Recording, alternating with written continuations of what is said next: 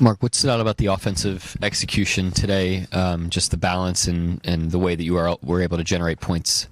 Yeah, what actually stood out was Sacramento and Washington. Those two games, we, really got better, I thought, offensively in terms of how we want to play from an identity standpoint, and the shots didn't fall. And the optics of your offense always looks different based on whether or not the shots are going in.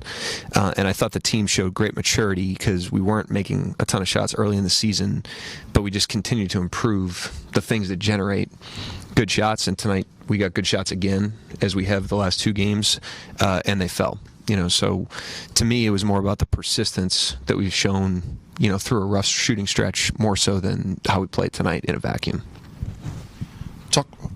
Talked about it a little in the preseason, but with not going with Hart and Jay Will at all last season.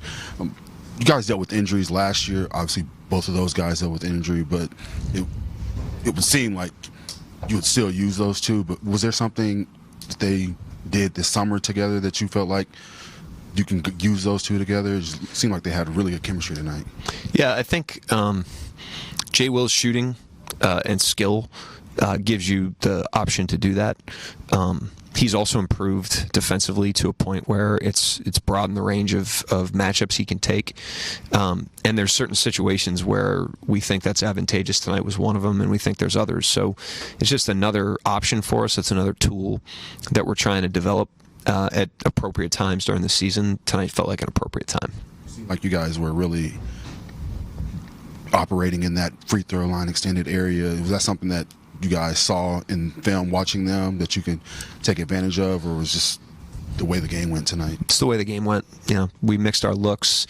I thought the guys did a great job, especially early in the game, just with the force that we played with on offense. There was just a sharpness and a speed to our actions and our organization that was really good. And so, like I said, I thought that's been the case the last couple games. It always looks and feels different when the shots go in, but I think the persistence when the shots weren't going in, the maturity to understand that we were on the right track and not to get distracted by the point total or the shooting numbers, I thought was, to me, that was the takeaway tonight. Cason Wallace is a high impact player but pretty low usage player. What have you seen from him developmentally so far in these few games? Offensively, yeah. I mean, I think it happens with guys that are high impact. They don't get seen as developmental players. He's a young player that's got a lot of runway and a lot of career ahead of him. Holmgren's like that. He's another high impact player now with a high floor, but that has a ceiling as well. And Cason's like that. So it's a responsibility we have to squeeze everything we can out of that, because he's going to be in the game. He's too good of a competitor. He's too good defensively. He's too impactful not to be in the games. So it's a matter of, can we develop a guy that's going to be out there as holistically as we can? And he's made great progress, which is starting to show up and will hopefully continue to show up. Yeah. I was going to say, do you have thoughts on these early afternoon games? No. I don't know. I mean, get to eat dinner. On paper, this team is pretty much the same from last year. But from a coaching lens, what's the most satisfying sign of growth that you've seen so far this season? Is it shot selection, maturity, composure?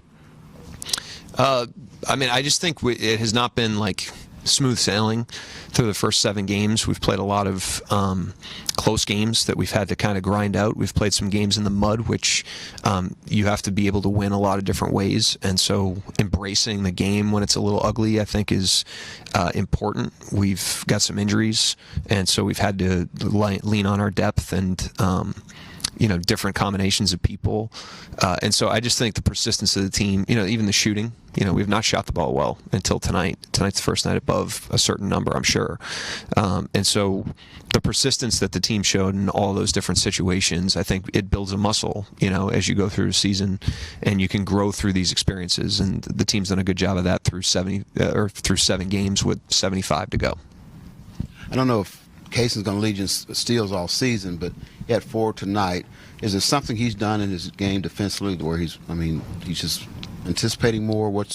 How's that working for him? He had 40 nights, averaging over 3 for the season. I don't know. You'd have to ask him. I think, as time goes on and these guys gain more experience and they play against Jordan Poole more, they learn the league, they learn the pictures, their instincts start to grow over time, which I think just comes with experience. He's obviously got a gift on top of that, but you'd have to ask him in terms of what he's doing intentionally. But I do think he's gotten a little more intentional about his study and about learning the nuances of the game. I think Dort and Caruso have probably helped him with that to a degree. Those guys are pretty tight, and they put a lot of work in. And also, all these injuries, like you're going deep in your bench.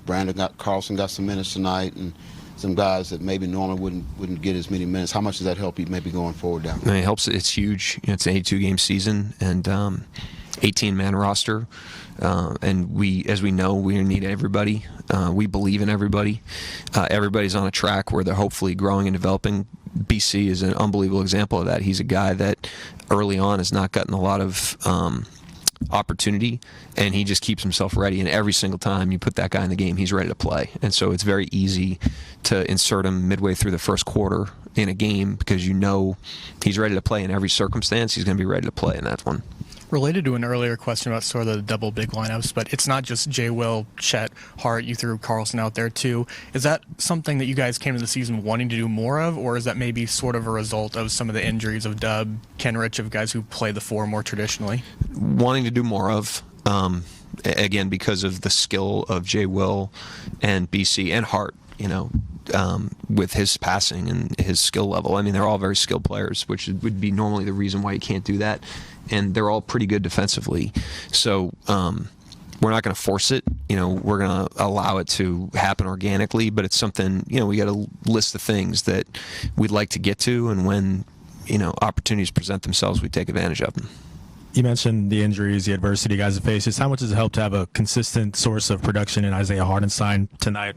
Bunch of rebounds, bunch of assists, efficient down low. I mean, just how much does that help to you guys? Yeah, and Shea and Kaysen and Wiggins, the guys that have played most of the games have done a great job and brought a great level of stability. Hart again tonight was outstanding. On the glass, great balance on the offensive end of the floor between his playmaking, his spacing. He was in the flow of the game tonight, and he guarded Williamson. That can get overlooked, but that guy's a really tough cover. He bullies people, and to have a guy that can absorb him the way Hart can is a huge, huge luxury for us. Anybody else? All right, thank you.